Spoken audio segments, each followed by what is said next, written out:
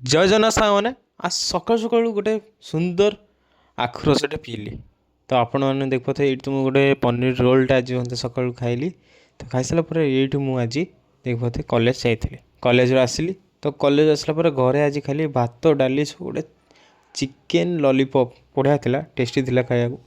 ଆଉ ଯେଉଁଟା ବଢ଼ିଆ ଟେଷ୍ଟି ଥିଲା। ତାପରେ ମୁଁ ଆଜି ଗଲି ମୋ ଗାଡ଼ିର କିଛି କାମ କଲି। ତ ଗାଡ଼ି ବହୁତ ଦିନ ହେଲା ଷ୍ଟାର୍ଟ କରାହେଇନଥିଲା, ତ ମୋତେ କିଛି ପ୍ରୋବ୍ଲେମ୍ ଆସିଲା। ତ ଖଟ ଖଟ ଖଟ କ'ଣ ଆବାଜ ହେଉଛି। ତ ଗାଡ଼ି ଯେହେତୁ ବହୁତ ପୁରୁଣା ହେଲାଣି, ତ ତାକୁ ବି ଟିକେ ମେଣ୍ଟେନ୍ ରଖିବାକୁ ପଡ଼ୁଛି। ତ ସେଇଥିପାଇଁ ମୁଁ କିଛି କିଛି ଜିନିଷ ମରାମତି କରିକି ଛୋଟ ଇଞ୍ଜିନିୟର ଭାବେ ତାପରେ କାମ ସାରି ପୁଣି ଥରେ ମୁଁ ବାହାରିଗଲି ଦୋକାନ।